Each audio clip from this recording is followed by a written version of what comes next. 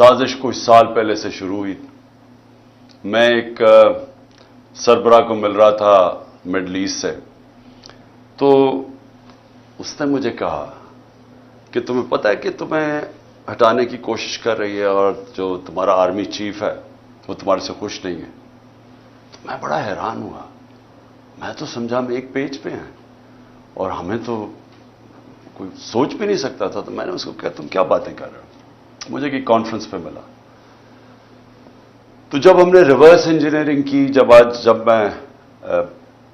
جب سے ہماری گورنمنٹ گئی اور میں نے پھر پیچھے سارا جائزہ لیا کہ کیا کیا ایونٹس ہوئے اور کس طرح کی سازش ہوئی اور کون کون اس میں ملوث تھا، لیکن ایک کردار جو سب سے جو اس کا ماسٹر مائنڈ تھا، تو وہ پھر آہستہ آہستہ ساری سمجھ آ گئی کہ کدھر کدھر دھوکے ہوئے ہمارے سے، کدھر کدھر ہمیں لال بتی کے پیچھے لگایا گیا، کدھر کدھر جھوٹ بولے گئے. اور ساری کوشش یہ تھی، پہلے سے پلان بنا ہوا تھا کہ مجھے ریپلیس کرنا تھا شہباز شریف سے. شہباز شریف سے انڈرسٹینڈنگ ہو چکی تھی جنرل باجوہ کی، اور ان کے کیسز ختم کروائے. اس کو سزا ملنے والی تھی FIA کیس میں 16 ارب کا کیس، اور پھر نیب کا 8 ارب کا وہ جو فیک اکاؤنٹس کا کیس تھا، تو سزا ہونے والی تھی. تو کیسے پھر اس کو پورا بچایا بھی گیا اور پھر اس کو لایا بھی گیا. اور پھر جو ہم سمجھتے تھے کہ امریکہ سے سازش شروع ہوئی ہے، شروع وہاں سے نہیں ہوئی، شروع ادھر سے ہوئی تھی. انہوں نے حسین حقانی کو ہمارے گورنمنٹ نے ہائر کروایا گیا، میرے خلاف پروپیگنڈا کیا گیا، اور اس نے کہا کہ کیسے جنرل باجوہ کتنے اچھے ہیں اور پرو امریکہ ہے اور عمران خان اینٹی امریکہ ہے. اور پھر ادھر سے وہ سائفر آیا. تو یہ خیر ہمیں بعد میں ساری چیزیں سامنے آ گئی. اب تو واضح ہے کہ یہ پہلے سے سازش تھی، اور اس کے اندر پھر باقی سارے ملتے گئے. یہ سارے PDM کے لوگ یہ سب شامل تھے بعد میں. آج کا ہمارا ہم نے وائٹ پیپر نکالا ہے. اس کا مقصد صرف یہ ہے بتانے کے لیے کہ ایک سال میں ہوا کیا پاکستان سے. پاکستان ایک سال پہلے کھڑا کدھر تھا اور آج کدھر پہنچ گیا. تو میں یہ چاہتا تھا کہ آج اپنی قوم کے سامنے موٹی موٹی چیزیں رکھوں کہ ایک بند کمرے میں تھوڑے سے لوگوں نے مل کے فیصلہ کر کے آج جدھر پاکستان کو پہنچا دیا ہے، تو قوم کو کم از کم پتہ چلے کہ قوم سے ہوا کیا ہے. سب سے پہلے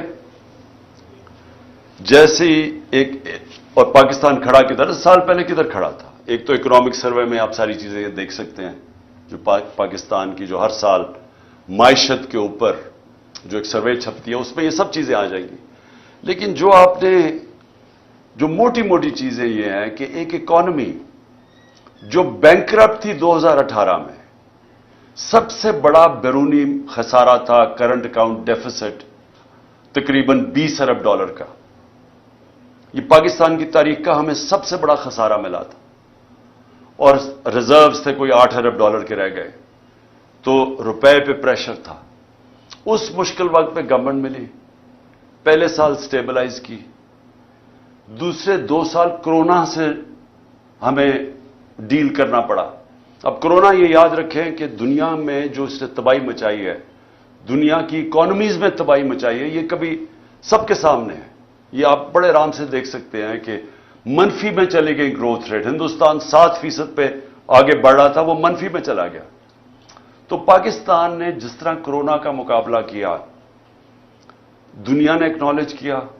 دنیا کے world economic forum, economist magazine, ہر فورم کے اندر ورلڈ ہیلتھ آرگنائزیشن نے اکنالج کیا کہ پاکستان ان چند ملکوں میں تھا، ٹاپ 3 ملکوں میں، جنہوں نے سب سے بہتر طریقے سے اتنا بڑا ایک کرائسس تھا اس کو سنبھالا. میں یہ صرف سوچ رہا ہوں کہ جو ان کی 1 سال کی کارکردگی ہے، اگر یہ خدا نہ خواستہ ہوتے تب تو انہوں نے کیا کرنا تھا. انہوں نے جو ملک سے ابھی کیا ہے، سوچیں ابھی تو کرائسس تو ان کو کوئی ملا ہی نہیں ہے. کرائسس تو سارے ہمیں ملے تھے، کیونکہ کرونا کا کرائسس ہم نے ڈیل کیا. انہوں نے جو بینکرپٹ کر کے گئے وہ ہم نے اکانومی کھڑی کی. تو اگر یہ وہاں ہوتے تو انہوں نے سب سے پہلے تو لاک ڈاؤن لگا دینا تھا. ان کی سٹیٹمنٹس آ کے بند کر دو پاکستان کو. تو اگر وہ بند کر دیتے، آگے مشکل حالات تھے، تو یہاں تو لوگوں نے بھوکے مر جانا تھا۔ تو ہم نے جو اسمارٹ لاک ڈاؤن، ان کی تنقید بھی سنی، تو شکر کریں کہ یہ اللہ نے ان کو تب وہاں نہیں رکھا ہوا تھا۔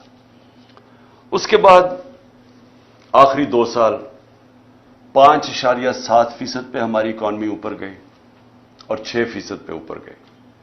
اور یہ یاد رکھیں کہ 17 سال میں بہترین پاکستان کی اکنامک پرفارمنس تھی۔ ہمیں پرابلمز آ رہے تھے۔ پرابلمز کیا تھا کہ دنیا میں کرونا کی سپلائی سائڈ کی رکاوٹ کی وجہ سے جو اوپر گئی، وہ جس کو کہتے ہیں کموڈٹی سپر سائیکل، انرجی کی قیمتیں اوپر چلی گئی، گیس کی سب سے زیادہ، تیل کی، کوئلے کی، سب اوپر چلی گئی، اور اس کی وجہ سے ساری دنیا کے اندر مہنگائی آئی۔ تو ہم بھی مہنگائی سے ڈیل کر رہے تھے۔ ہمیں مسلسل انہوں نے کہا کہ مہنگائی میں ملک تباہ ہو گیا، لیکن یاد رکھیں کہ سب سے بڑا جو چیز مہنگائی کرتی ہے وہ تیل ہے۔ تو ہمارے زمانے میں آخری سال میں $110 سے $115 پہ تیل چلا گیا تھا۔ ان کے دور میں ابھی $65 تھا، اور اب کبھی $70 ہوتا ہے، $80 پہ سنا ابھی گیا ہوا ہے۔ تو فرق دیکھیں کہ تیل کا تب کتنا مہنگا تھا، اب کتنا مہنگا۔ تو ان کا تو کوئی اتنا بڑا کرائسس نہیں تھا۔ ہم نے سب سے زیادہ کرائسس ڈیل کیے، اور اس کے باوجود جب ہماری گروتھ ریٹ تھی 5.7 اور 6%، یہ 17 سال میں پاکستان کی بہترین گروتھ ریٹ تھی۔ اور یاد رکھیں اس سے پہلے جو تھی، امریکن ڈالر آ رہے تھے وار آن ٹیرر میں، اس سے پہلے جنرل ضیاء الحق کے تب پھر ڈالرز آ رہے تھے افغان جہاد میں، اس سے پہلے ایوب خان کی سیٹوں سینٹوں میں پھر امریکن ڈالر آ رہے تھے۔ یہ امریکن ڈالرز آنے کے بغیر پاکستان کی گروتھ 5.7 اور 6% تھی۔ جو ہم نے تیل کی قیمتیں، پٹرول اور ڈیزل کی قیمت نیچے رکھی، وہ کیوں رکھی تھی؟ کیونکہ ہم سمجھ رہے تھے کہ ببل ہے، یہ تھوڑی دیر کے نیچے آ جائے گا، لیکن ہماری اکانومی اتنا اونچ نیچ نہیں دے سکتی، اس لیے ہم نے سبسڈائز کی، کیونکہ ہم نے روس سے جب میں وہاں گیا، میں نے صدر پوٹن سے جب ملاقات ہوئی، ہم نے ان کو بتایا کہ ہمارے ملک میں یہ آپ کی ٹینشن کی وجہ سے تبھی تیل کی قیمتیں اوپر چلی گئی تھی۔ تو انہوں نے پھر اپنا انرجی منسٹر بھیجا، حماد اظہر سے ملاقات ہوئی، اور ہماری انڈرسٹینڈنگ یہ تھی کہ ہم نے جس طرح ہندوستان سستا تیل روس سے لے رہا تھا، پاکستان نے بھی لینا تھا۔ اور بدقسمتی سے آتے ساتھ ہی آپ کو پتا ہے کہ سازش شروع ہو گئی، واپس آئے تو ووٹ آف نو کانفیڈنس ہو گئی، اور اس کے بعد ہماری گورنمنٹ چند ہفتوں میں چلی گئی۔ تو وہ بیچ میں چیزیں رہ گئی۔ ہمارا ٹیررزم جو اتنا آج کل ٹیررزم کی بات کر رہے ہیں، یاد رکھیں ہم ٹیررزم سے ٹورزم پہ گئے تھے۔ ہمارے 3.5 سال میں دہشت گردی دیکھ لیں اور آج دیکھ لیں۔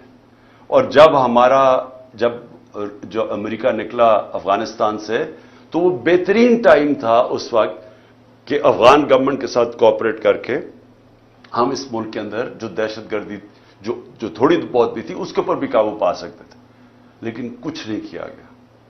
انہوں نے نہ ان کے پاس ٹائم تھا سوچنے کا، نہ کچھ تھا، کیونکہ آئے تھے صرف ایک مقصد کے لیے، اپنے کرپشن کیسز ختم کرنے کے لیے۔ نہ انہوں نے اکانومی کا روڈ میپ دیا، نہ ان کو کوئی فکر تھی کہ یہ جو واپس آ رہے ہیں، جب طالبان گورنمنٹ آئی تو انہوں نے کہا واپس جائیں ٹی ٹی پی کو، تو جب وہ واپس آ رہے تھے نہ سوچا کہ ان کو ریہیبلیٹیٹ کیسے کرنا ہے، ان کو تو اس کی فکر ہی نہیں تھی۔ یہ تو پڑ گئے اپنے کرپشن کیسز پہ آتے ساتھ ہی۔ پہلی کیبنٹ کی میٹنگ کے اندر انہوں نے آتے ساتھ ہی اپنے جناب ای سی ایل پہ جو رکھے ہوئے تھے وہ ختم کیا۔ 60% کیبنٹ جو نہیں آئی وہ ضمانت پہ تھی، کرپشن کے کیسز تھے، تو انہوں نے تو صرف آتے ساتھ ہی اپنی کرپشن کیسز ختم کیے، اور پھر اسمبلی میں جا کے نیب کا قانون پاس کر کے 1100 ارب روپے کے کرپشن کے کیسز اپنے ختم کیے۔ ہمارے 3 سالوں میں نیب نے 480 ارب روپے کرپشن کا ریکور کیا تھا۔ ہماری ایوریج آ رہی تھی 160 ارب روپیہ سال کا۔ سب سے زیادہ ہمارے دور میں ہم نے نیب نے پیسے ریکور کیے تھے جو کرپشن کے تھے۔ انہوں نے آتے ساتھ ہی پہلے نیب کو ختم کیا، نیب کے اوپر اب آدمی بٹھایا۔ جب وہ بٹھایا اس نے بھی دیکھا کہ میرے سے غلط کام کروا رہے ہیں، اس نے ریزائن کیا۔ یعنی نیب کا ادارہ تباہ کیا آتے ساتھ ہی، کیونکہ ان کو سب کو ڈر تھا نیب سے، تو امینڈمنٹ بھی پاس کی، پھر اپنا آدمی رکھایا، وہ بھی نہیں چلا۔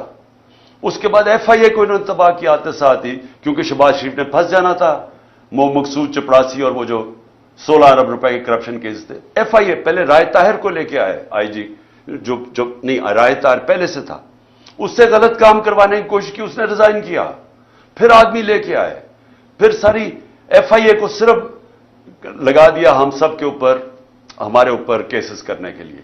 ایف آئی اے کا ادارہ ختم کیا اپنے آپ کو بچانے کے لیے 16 ارب کیسز کے اور اپنا آدمی اور وکٹمائزیشن کے لیے۔ نیب ایف آئی اے گئی، پارلیمنٹ ختم ہو گئی، کیونکہ جب راجہ ریاض بن گیا اپوزیشن لیڈر تو اس کا مطلب اپوزیشن تو ختم ہو گئی، تو پارلیمنٹ تو چلتی نہیں اپوزیشن کے بغیر، تو وہ ختم ہوئی۔ پھر الیکشن کمیشن، اس کو انہوں نے استعمال کیا صرف اور صرف کہ کسی طرح وہ ان کو الیکشن جتا دے، توشہ خانہ کیس کر دے عمران خان کے اوپر۔